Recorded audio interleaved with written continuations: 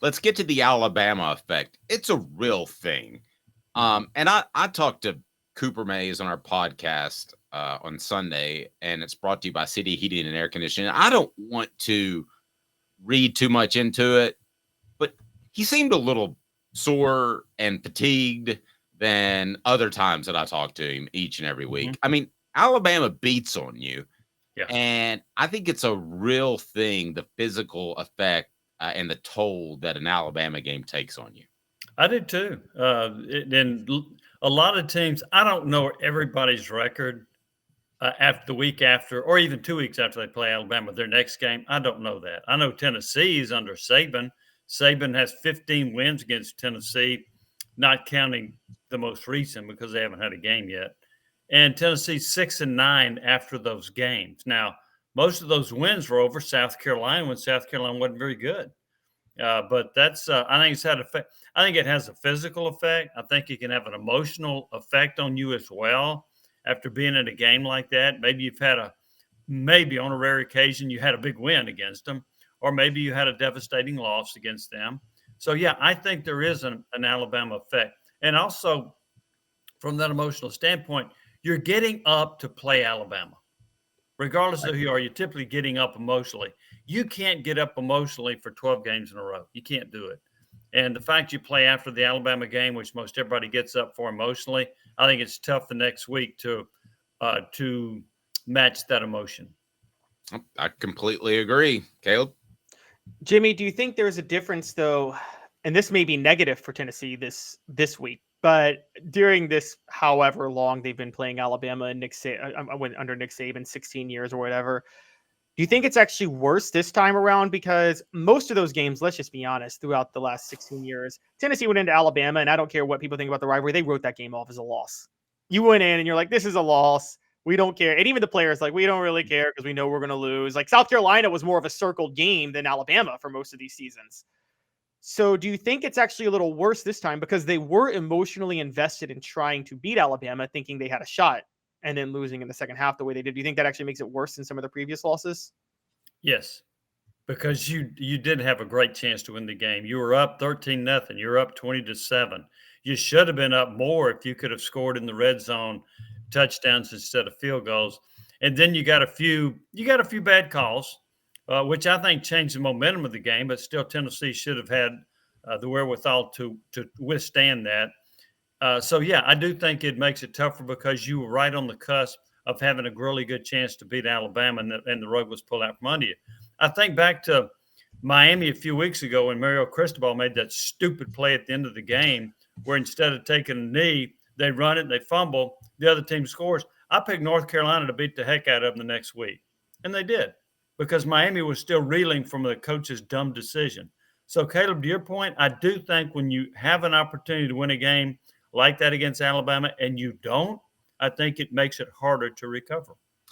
You talked about dumb decisions in your column that Josh Heupel made. The fourth down calls to me, and I know Caleb disagrees, but the fourth down calls to me just seemed like he was trying to force momentum or pull back momentum. It was just forced is the best word that I can come up with, Jimmy. Well, there are a couple of things there, and I think one of them, somebody told me this. They said Hyper was ticked off at the officials for not giving them the first down for reversing it, and he was going to say, all right, I'm going to stick it to the rest. Oh, no. Maybe that was one of them. I don't agree with going for it when you've got the lead on your own territory. And a part of that is this. You think, well, what about the play call? Think about this with Tennessee. So there's an argument, what, Tennessee leads the SEC in rushing, they average 231 yards a game, whatever. How do they gain most of those yards? When they spread the field and the opponent has 5 or 6 in the box. Tennessee is not a good running team when they bunch it in and the opponent has 8, 9, or 10 men in the box. They are not. And one reason they are not is that their offensive line is not physical enough, and Joe Milton 99% of the time is not going to keep the ball in his own read. So they're not a good running team in short yardage situations when it's compacted, which is another reason I didn't like Tennessee going for it in those situations. No, I agree. I do. I think that it felt almost like a basketball team pressing. It felt like the game was slipping away, and maybe Josh Heupel knew that the game was slipping away, and he felt like he made a play happen. But I wasn't a big fan of the fourth down, particularly the one where they lined up in shotgun. But it's one decision to go for it. It's another for that to be your play call. Those are two different conversations, right? Well, I didn't like the play calls because I don't think they could run the football effectively against Alabama in a bunch situation. The other thing is, why would you do that with the lead? You know, if you're down 7 points, 10 points, whatever, and you're trying to recapture the momentum, that makes a little bit more sense to me to gamble.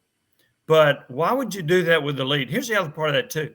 I've had several people tell me this, and I don't know the answer. Excuse me. But they think that Heupel is not used to having a good defense, and so he doesn't know how to coach with a good defense. Let your defense take over. You don't have to force the issue. You don't have to go for fourth down. Punt it and make Alabama go 65 or 70 yards. I don't know if that's a factor, but I know that some people have suggested to me that Heupel's not really sure how to call a game when he has a good defense. Yep, that's a very interesting point. Portions of the program brought to you by Herald Group Security Solutions, leadership experience, specialization, addressing problems through unique mission-specific mitigation techniques. Also, making your children safer at schools. They're working with private schools now. We're talking about former service members who go through a 60-day training to make sure that they make schools safer. They're working with private schools. We want to get them with public schools. So you have to go to your school administrators and say, Herald Group Security Solutions, call them. Let's get this thing done. Let's avoid the tragedies that we've seen across the United States of America. Jimmy, I don't know if you know, but I disagree with both you guys and John Adams. I am very much, if I had my choice, I would not even spend money or waste time on a punter in college. I would just have my kicker do it because I think punting, and Harvard probability studies back me up on this with analytics. Punting is the most overused play in football, and it is a turnover. I don't care what anybody says. A punt is a turnover. You're giving the ball to the other team. So unless it's like 4th and 16 at your own 20, I think the punt's the most overused play. I think you should almost always go for it on 4th and 1 or 4th and inches. But I do agree that the play calls are terrible. I think on 4th and let's say, how good's Harvard in football? Okay, let's put an end to that crap. Actually, in football, I don't care what Harvard says. Jimmy, how good is Duke right now at football with an Ivy League head coach? I think the future. But they bunt. Did he go to Harvard? I think he went to Harvard. Princeton. I think it was Princeton or Cornell. One of those. That rules out Harvard. Oh, okay. Jimmy's really big on the Ivy League rivalries here. He's like, hey, man, I'm Team Cornell all day.